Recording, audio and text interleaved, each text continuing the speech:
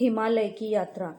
आनंद मार्गी होने की हैसियत से हम सब इस बात पर विश्वास नहीं करते कि किसी तीर्थ स्थान पर जाने से पुण्य मिलता है या पाप धुल जाते हैं। हाँ, सत्संग को हम अवश्य महत्व देते हैं। उन स्थानों को भी पवित्र मानते हैं जहाँ महान योगियों और संतों ने कठोर साधना की थी, क्योंकि उनकी आध्यात्मिक तरंग उन स्थानों पर सदैव रहती है। और यदि कोई साधक वहाँ बैठकर साधना करे तो उस तरंग के प्रभाव से उसकी भी आध्यात्मिक प्रगति हो सकती है। तथाकथित हिंदू परिवार में जन्म लेने के कारण मैंने तीर्थ स्थानों के महत्व के बारे में सुना था और मेरे मन के किसी कोने में वहां जाने की इच्छा दबी हुई थी।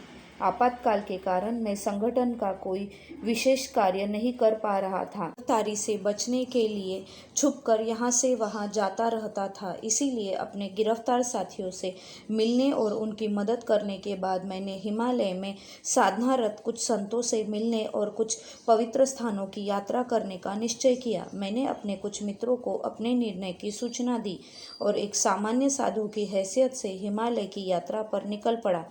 पश्चिम में द्वारका से लेकर पूर्व में असम तक भारत विशाल हिमालय पर्वत के दक्षिणी भूभाग में स्थित है। हिमालय सभी संप्रदायों से जुड़े हुए और आध्यात्म में रुचि रखने वाले संतों, साधुओं, सन्यासियों और तांत्रिकों से भरा पड़ा है। वहाँ ऐसे कई पवित्र स्थल भी हैं जहाँ पर बैठकर साधकों ने आध्यात्मिक साधना भी की है। और यह भी सच है कि वहाँ साधुओं के वेश में पाखंडी, धूर्त और धोखेबाज भी रहते हैं। लेकिन जो लोग सत्य की खोज में वहाँ जाते हैं वे लोग सत्पुरुषों को उनके हाव भाव और उनकी तरंग से ही पहचान लेते हैं।